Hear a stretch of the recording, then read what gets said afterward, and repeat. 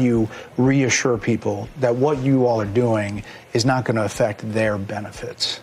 No, in fact, what we're doing will help their benefits. Legitimate people, as a result of the work of Doge, will receive more Social Security, not less. I want to emphasize that. As a result of the work of Doge, legitimate recipients of Social Security will receive more money, not less money. All right. I want to emphasize that point and let the record show that I said this, and it will be proven out to be true.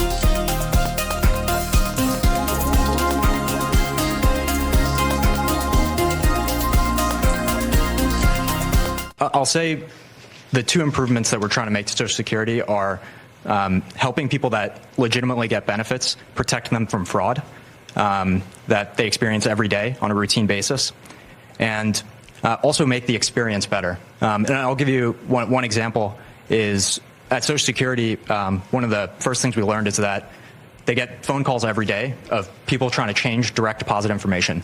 So when you want to change your bank account, you can call Social Security. We learned 40% of the phone calls that they get are from fraudsters.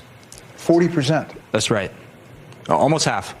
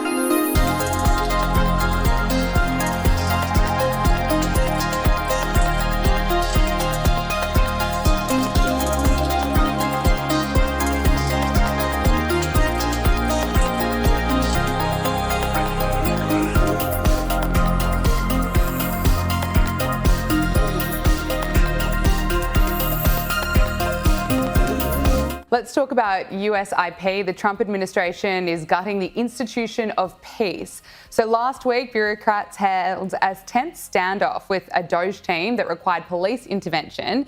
A White House spokesperson says that rogue bureaucrats will not be allowed to hold agencies hostage, and a judge agreed with this. District Judge Beryl Howell denied a request from the agency to grant a temporary restraining order that claimed that Doge committed literal trespass and taking over by force.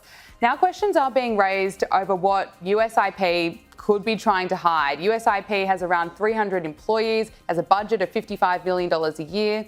We know that it was established by Congress in 1984, and it claims that its mission is to prevent violent conflicts and broker peace deals abroad. This is, of course, despite the United States having been involved in numerous military interventions, prolonged wars, and the rising global instability in decades since then.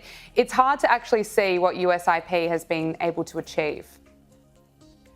Well, it's funny that they only have a budget of $55 million or whatever the exact number is, because if you actually drive by the U.S. Institute for Peace, and I've driven by it any number of times, it's located right on Constitution Avenue. It's literally right off the National Mall. So if you've been a tourist in Washington, D.C., you're driving down Constitution Avenue, you're driving down Main Justice and the Federal Reserve, and then you see this mysterious building, U.S. Institute of Peace. What in the world is this there?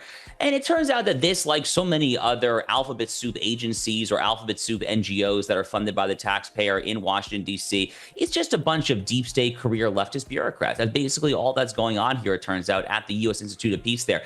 By the way, the judge who actually ruled against the USIP employees there and ruled in favor of Elon Musk and Doge, Beryl Howe, total left-wing judge, absolute far-left judge there.